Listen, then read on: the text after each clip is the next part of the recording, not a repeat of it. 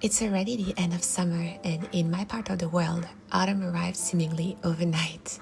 Temperatures dropped drastically within just a few days, and before we knew it, a warm wood layer became necessary for the chilly mornings and evenings.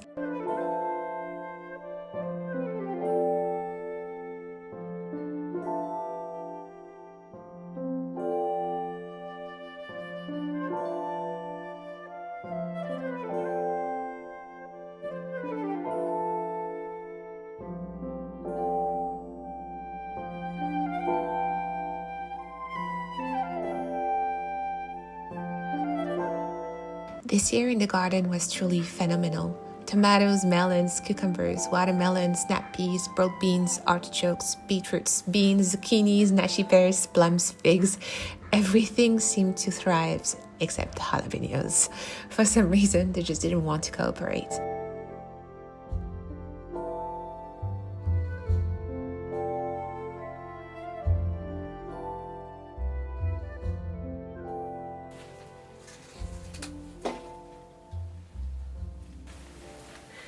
So I've been in a greenhouse for about 10 minutes and I've only managed to tackle these four plants, tomato plants next to me, and my basket's already full, so I had to go and grab another one. Yeah, I was supposed to pick the tomatoes a couple of days ago, but life is busy and it was also very hot, even more hot than what it is today. I apologize for the very loud noise that you can probably hear in the background. There's a massive the bamboo forest that is right behind you, and there's a family of birds that are nesting in there, and every night is the same stories. I think the baby birds don't want to go to sleep and the parents are very upset, so you can hear like the intonation of the parents being upset with the little ones not wanting to go to bed. So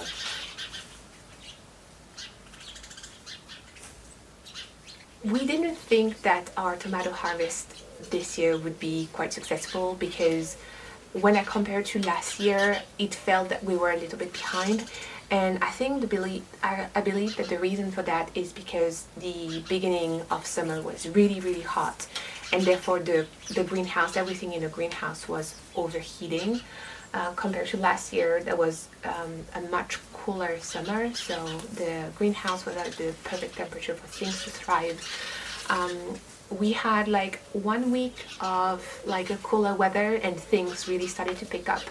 The tomatoes started to ripen, and yeah, we've been able to harvest quite a bit. So I would say that is our second like big wave of tomatoes, and hopefully if blight doesn't spread everywhere, because we had kind of an early start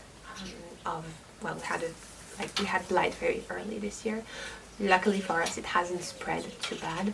It started on that plant and we haven't done anything to it really, apart from removing the stems or the leaves that were sick, and I think it helped to really slow the progress of the fungal disease infection to the other plants.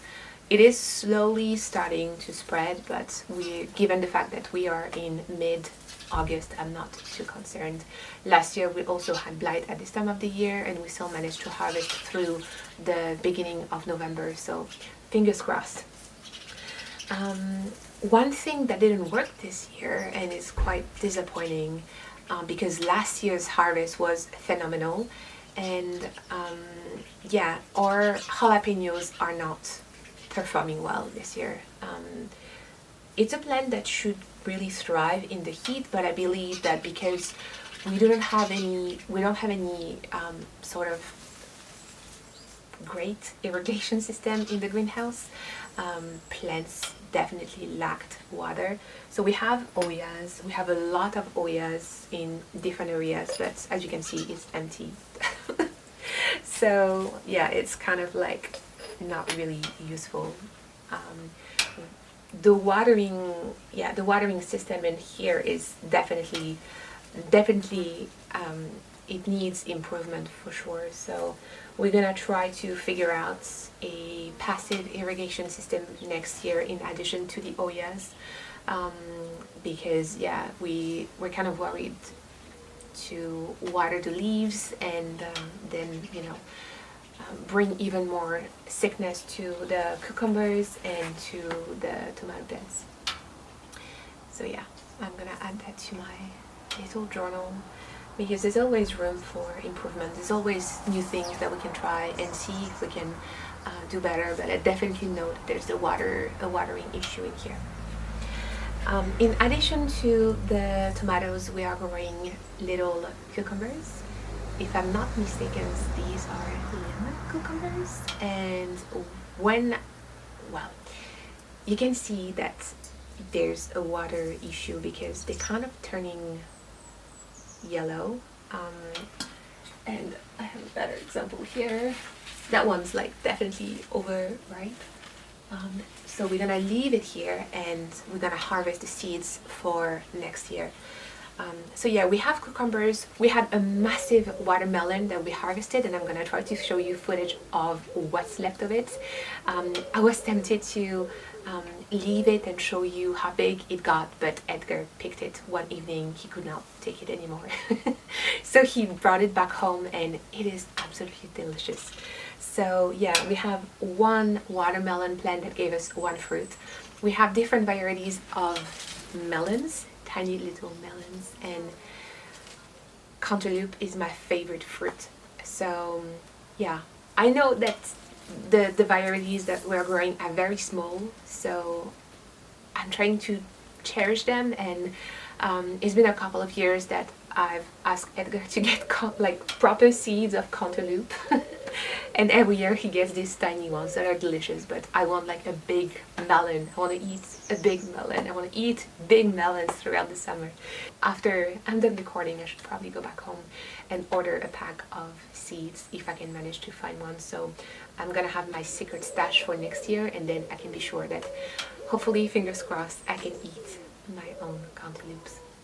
So I'm gonna continue with harvesting the tomatoes, but before I go, I wanted to show you the tabatai, the petai cabbage that we are growing.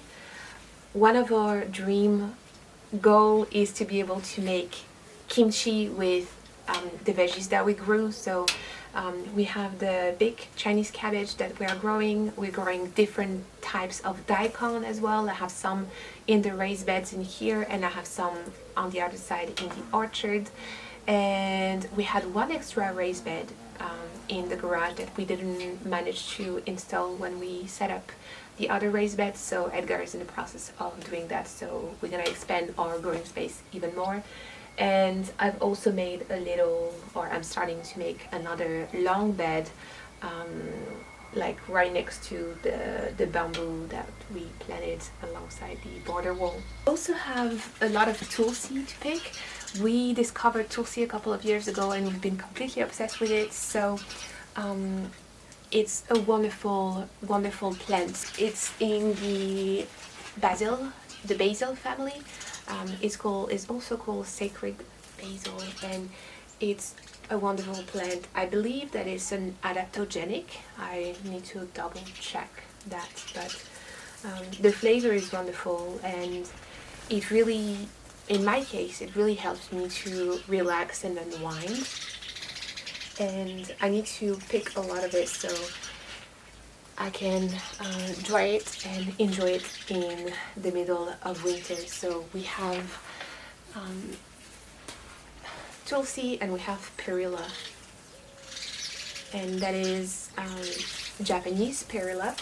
We've been trying to find the Korean variety, but we cannot find it. The Japanese one smells like cumin, and I would not be able to tell you what the Korean one smells like, but we tried it once, and it was just the most delicious thing, and we have not been able to find seeds of that variety. Again, it's sold out every time we want to purchase it. So if you've ever seen the Ghibli movie Arrietty, she brings purple shiso to her mom, and that's what it is. Her mom wants to make syrup, I think, with it. So yeah, that's the plant that Arietti's mom is obsessed with, and I can definitely understand why.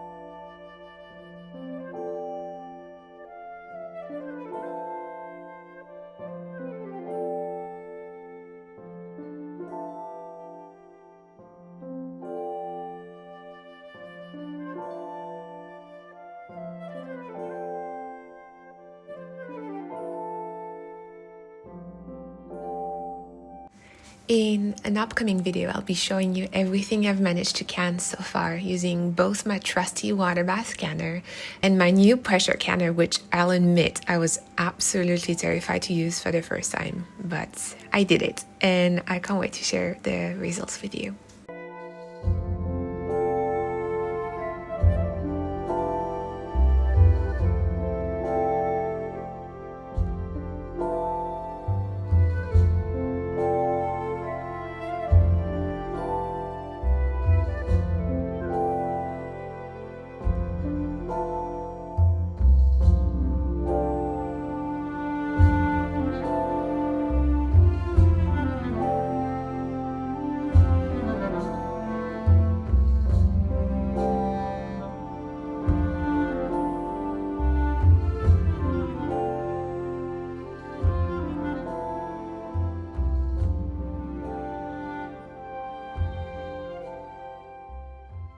I'm so pleased with what we have accomplished in here this year, and yeah, I'm dreaming of growing even more things next year, and hopefully we're gonna start having even more fruits.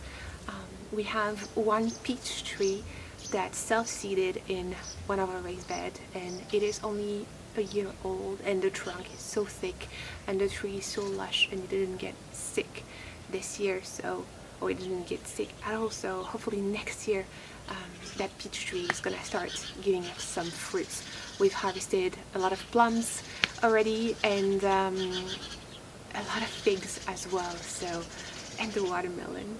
So yeah, to growing even more things next year, and I'm also looking forward to planting even more things for this spring. So take care, and I will be seeing you in the next video.